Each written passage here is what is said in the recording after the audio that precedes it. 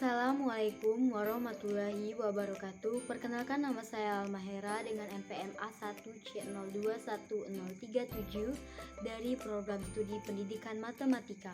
Pada video kali ini saya akan menjelaskan materi mengenai Total Quality Management dari mata kuliah Pengelolaan Pendidikan dengan dosen pengampu Bapak Dr. Muhammad Kristiawan MPD.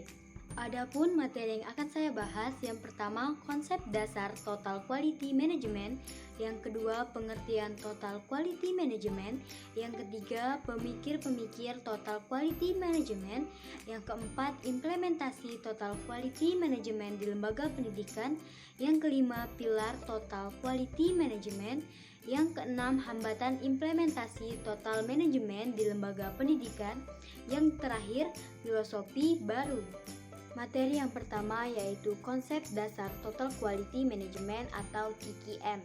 Total Quality Management merupakan suatu usaha keras yang membutuhkan kerjasama dari semua instansi pendidikan terkait perwujudan mutu dalam lembaga pendidikan atau sekolah. Pada awalnya, Total Quality Management berasal dari dunia bisnis dan diterapkan khusus pada dunia perusahaan saja, tetapi seiring berjalannya waktu, Total Quality Management juga diterapkan dalam dunia pendidikan atau sekolah. Materi selanjutnya yaitu pengertian Total Quality Management. Menurut Zahro, pada tahun 2013, TQM merupakan suatu pendekatan dalam usaha memaksimalkan daya saing melalui perbaikan secara terus-menerus atas jasa, manusia, produk, dan lingkungan.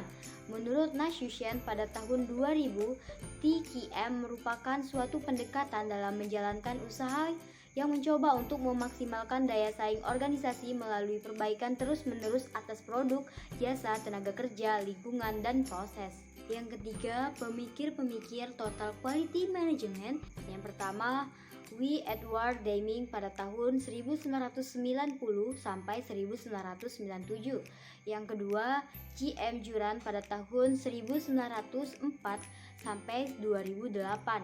Yang ketiga yaitu Armand V. Feigenbaum pada tahun 1992. Yang keempat, Philip B. Crosby pada tahun 1926 sampai 2001. Sukses yang telah diraih oleh para ahli dalam bidang ekonomi tersebut banyak mengilhami para ahli dalam bidang pendidikan untuk menerapkan manajemen mutu berdasarkan konsep-konsep tokoh tersebut walaupun melalui adaptasi teori. Materi selanjutnya yaitu implementasi Total Quality Management di lembaga pendidikan. Prosedur dalam mengimplementasikan Total Quality Management pada dasarnya meliputi 3 tahapan, yaitu sebagai berikut. Yang pertama persiapan, yang kedua pengembangan sistem, dan yang terakhir implementasi sistem. Materi selanjutnya yaitu pilar Total Quality Management. Menurut Craig dan Crutchfield pada tahun 1962 mengemukakan bahwa terdapat 5 pilar penting dalam keberhasilan TQM, yaitu organisasi, kepemimpinan, komitmen, proses, dan produk. Materi selanjutnya yaitu hambatan implementasi Total Quality Management di lembaga pendidikan. Setidaknya terdapat 2 faktor yang dapat menjelaskan mengapa upaya perbaikan mutu pendidikan selama ini kurang atau tidak berhasil menurut Zahro pada tahun 2013, diantaranya sebagai berikut. Yang pertama, strategi pembangunan lebih bersifat input oriented. Strategi yang demikian lebih berstandar pada asumsi bahwa bila mana semua input pendidikan telah dipengaruhi seperti penyediaan buku, alat belajar lainnya, sarana pendidikan, pelatihan guru, dan tenaga kependidikan lainnya, maka secara otomatis lembaga pendidikan atau pendidikan dasar, menengah, dan atas akan dapat menghasilkan output atau pengeluaran yang bermutu sebagaimana yang diharapkan. Yang kedua, pengelolaan pendidikan selama ini masih bersifat makro-oriented, diatur oleh jajaran birokrasi di tingkat pusat. Akibatnya, banyak faktor yang diproyeksikan di tingkat makro atau pusat tidak terjadi atau tidak berjalan sebagaimana mestinya di tingkat makro atau lembaga pendidikan. Materi terakhir yaitu filosofi baru.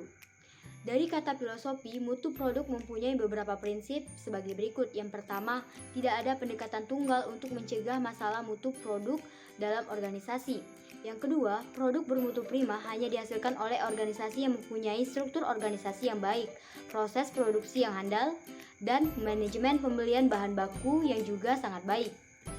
8 alat TQM yang diuraikan adalah sebagai berikut. Yang pertama, curah pendapat atau sumbang saran brainstorming. Yang kedua, diagram alur atau bagan arus proses. Yang ketiga, analisis SWOT.